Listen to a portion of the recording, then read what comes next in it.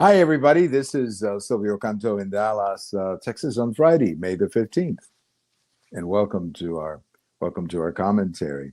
Very quickly, I have a post over at the American Thinker today, americanthinker.com, where I'm talking about what is really hurting the Democrats these days. The fact that you don't see them gaining a lot, you don't see this great blue wave out there forming. And that is not only my opinion. I mean, just look at the different polls. And I think the biggest problem they have is that they have a brand image. And a lot of people just look at the Democrats and say, these guys are crazy. You know, we may not like Trump, but at least these guys are crazy. And that's really what's happening. And in my post, I make reference to this. So you may want to check it out today over at the AmericanThinker.com.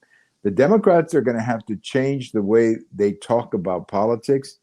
They're going to have to change the message coming out with, because they keep talking about, like, for example, this Supreme Court opinion. If they keep bringing up things like Jim Crow and, they're going to take us back to the 1950s, well, that's not the country that we live in and anymore. I mean, that country's gone.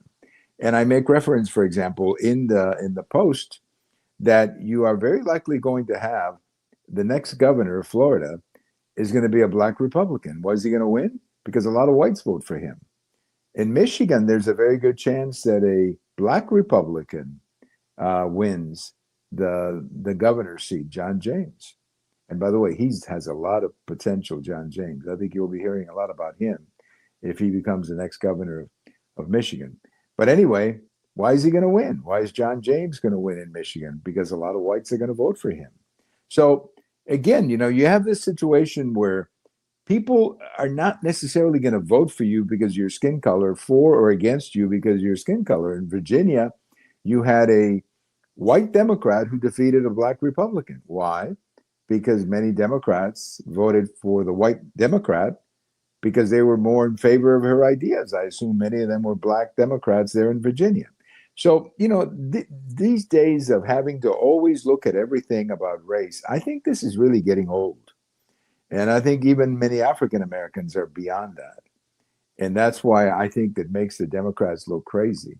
Look, I think the Supreme Court opinion was exactly right. We shouldn't be using race as a factor in figuring out a congressional district. We're better than that. And that's why, and to keep talking about Jim Crow as if this was a Jim Crow Supreme Court and all these references to a corrupt Supreme Court, come on.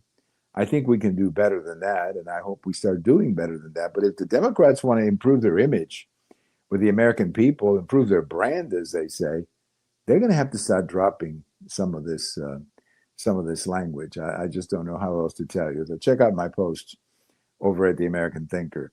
Well, it looks like an indictment of Raul Castro is coming. Now, just for the record, Raul Castro, I believe, is like 96 years old, and he's not in good health. So I'm not sure if they're going to be picking him up in Cuba like they did with Maduro. I don't really see that as a possibility. But the indictment is something that needs to happen. And there are many reasons to indict the Castro regime, but in particular, this indictment has to do with the shooting of some Americans over the Strait of Florida. Let me give you a little bit of context. Back in the mid 90s, there was an organization out of Miami called Brothers to the Rescue. And these guys, they were private citizens, and I think they were flying their own private planes. I'm pretty sure about that, maybe some donations, but I mean, it was a nonprofit organization, a volunteer organization. So you had these guys who would fly their airplanes over the Straits of Florida, trying to see if they could pick up Cubans, surviving in a raft or whatever. And if they did, they would notify the Coast Guard or the nearest ship to rescue these people. It was a pretty successful humanitarian operation. That obviously not everyone was rescued, but a good number of them were. So one day these guys go out and they're flying around looking for a raft or people at sea or whatever, and they're shot down. They're shot down by the Cuban government because the Cuban government said they had gone into Cuban airspace. Well, that was never proven. But more than that, you don't shoot unarmed, civilian aircraft just because you want to. So that's what this indictment really centers on. And I think whether he's ever arrested or ever spends a day in court or whatever, I think the fact that he's going to be indicted is something that has to happen for justice here. That was a brutality. That was a brutal thing that Raul Castro, authorized shooting down those planes. And more should have been done about this before, but it wasn't. Okay, we'll leave it at that. But the fact is that I'm glad that we're indicting him and that this is the primary reason for his indictment. There's other factors too. I mean, I think he's been involved in drugs like some of the others, like Maduro and so on. But the reality is that just on this alone, that would be justice to bring to lock up this man. Now, I don't think they're going to, because as I say, he's 96 years old or 95. So I don't think that they're going to pick him up like Maduro. My guess is that the reason that they're doing this now is to send a very serious signal to Raul Castro and say, hey, your time, you got to go. You know, the last time we did this with Maduro, we ended up picking him up. Maduro didn't want to take the indictment seriously. And he's sitting in a court right now in New York. So maybe that's the message here. The message to Raul Castro is, hey, we can pick you up if we want to, which we could. We could. I don't think it would be very difficult to pick him up like we did with Maduro. But nevertheless, I don't think it will get that far. I think if Raul Castro and can take all his money and his family or whatever and move to Russia or wherever he wants to go, if that's what happens, I think most Cubans would be happy with him just bailing out and moving out. And maybe that would be the opener to change in Cuba. But the indictment is something that needs to happen. And I'm glad to see that it will be a reality, because the shooting of those 4 planes, that was a criminal act on the part of the Cuban government. There's no reason to shoot down the planes. You could have told them to get out of Cuban airspace, assuming they were in Cuban airspace, but to shoot them down like that and kill 4 people, 3 Americans. Remember, 3 of those pilots were Americans. They were born in Miami, Cuban Americans. And I think there was a 4th one born in Cuba like me, who was also, but he was an American citizen as well. So 4 American citizens were killed that day by the Cuban government. That somebody's got to pay for that, and Raul Castro is the one who should. I mean, that's as much as I can tell you. Well, President Trump, I believe, is back or on his way back from China, and I do believe that something is going to happen with Iran over the next week. I don't think this is going to drag on too much longer. At the moment, Iran is really hurting.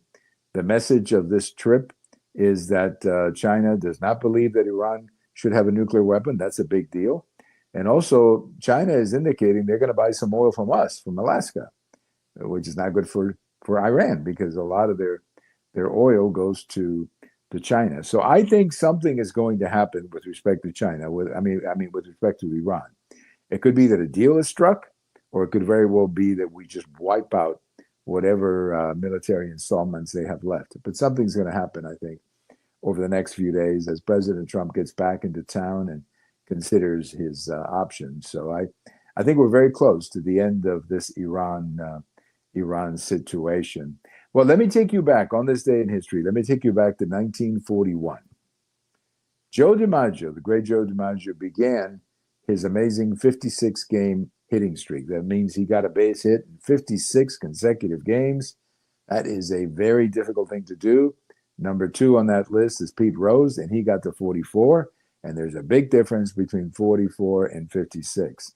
So Joe DiMaggio, beginning on this day, May 15th, and going all the way up to, I think, July 6th or July 7th, he played in 56 games and got a base hit in each one of them. That is very difficult. That is, at that level, to have that level of consistency is really hard. So we remember Joe DiMaggio and the amazing hitting streak of 1941. You know, he became almost like superhuman during that streak, because what he was able to do to keep that streak going, the numbers that he put up, I mean, it's very hard to do, impossible to do, really, in many ways. As I said, Pete Rose is number 2 on the list at 44. And there's a couple of others. I think there's one at 41 and some in the high 30s. But 56 consecutive games, I mean, that's just unbelievable. An unbelievable display of consistency and good baseball. Thank you for listening. Have a great weekend, everybody. This is Silvio Canto in Dallas, and take it from me. I do believe that something big is going to be happening here in Iran over the next few days. This is not going to go on too much longer. Thank you very much and have a great weekend, everybody.